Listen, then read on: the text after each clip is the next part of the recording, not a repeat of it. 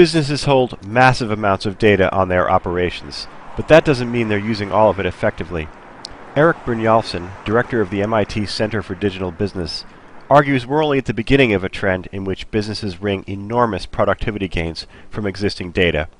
Information technology allows fine-grained measurement, the capacity to run experiments, set those experiments up carefully with controls, and compare results, all very rapidly and cheaply.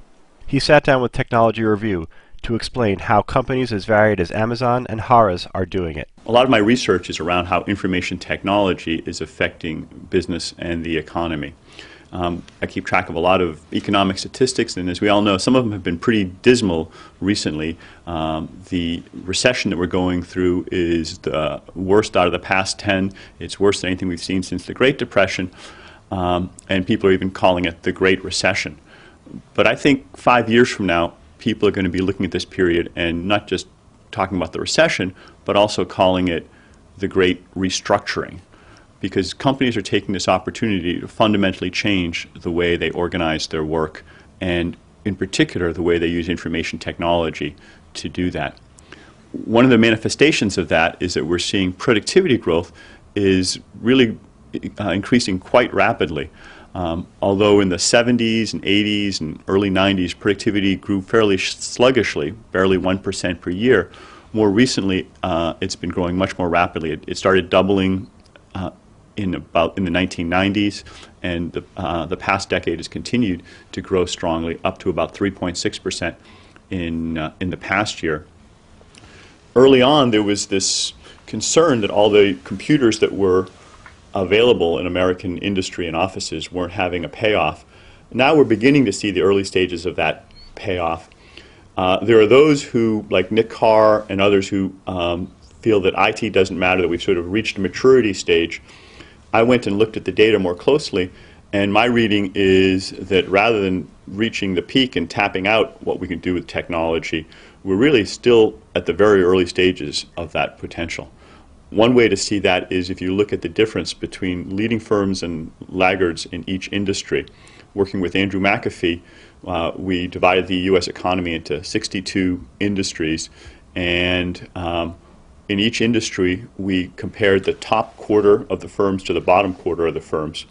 And what we found was that over time the gap between the leaders and the laggards, well, it was fairly steady for decades, 60s, 70s, 80s, 90s, but recently the gap has grown much larger. And in particular, if you subdivide it into industries that are more IT intensive versus less IT intensive, most of the increase in the gap has occurred in those industries that use more IT. So that suggests to me that rather than settling into a state of maturity, we are actually seeing a frontier opening up, and some firms are seizing that opportunity and pulling away. And furthermore, that frontier is at a minimum strongly correlated with information technology, and my suspicion is that it's actually being caused by information technology and the way that companies are using technology to change their business processes and the way they innovate.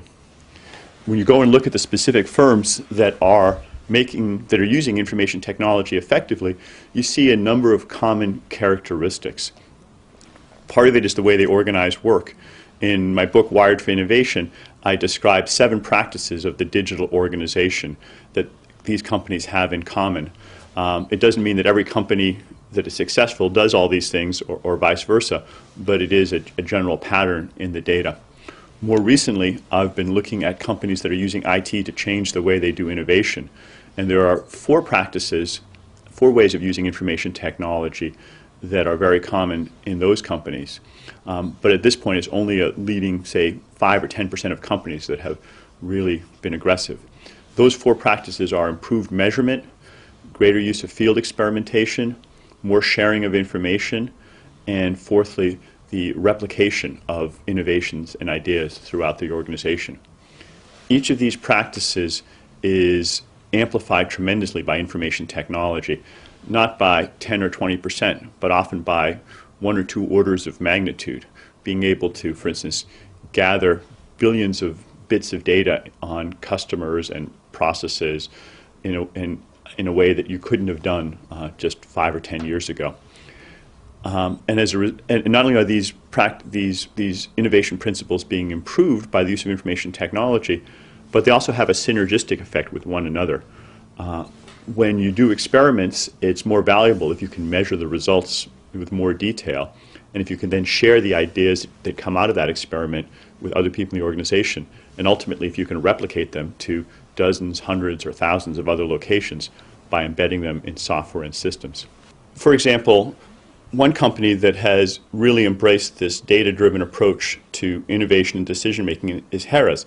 And it's not a coincidence that their CEO, Gary Loveman, was a PhD student here at MIT. Actually, we were students together at the same time.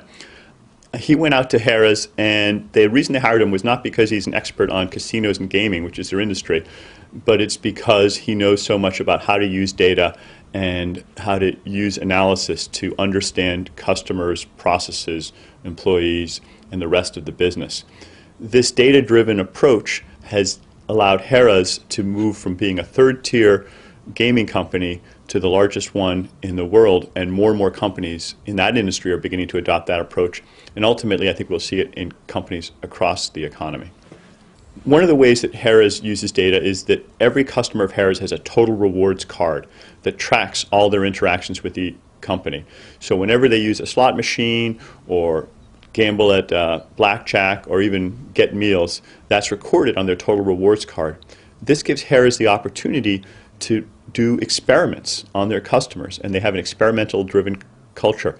These experiments might involve giving coupons for a free steak dinner, or enticing people to stay an extra night, or even sometimes when they see somebody's had a string of bad luck, maybe doing something to cheer them up a little bit and see if that increases the probability that they remain a customer. These are all hypotheses that they explore. The decisions are not made by wise managers that understand the business and make all the decisions from on high. Rather, they're made by putting forward hypotheses and then running business experiments using the total rewards card and their data gathering capabilities to understand which of the promotions and practices actually pay off and which ones don't. That's a fundamentally different way of doing business than the old analyze and plan mentality that dominated the 20th century. So collectively, what I see is that we're at the early stages of an information-driven revolution that has the potential to continue increasing productivity and productivity growth for generations. In fact, we are so far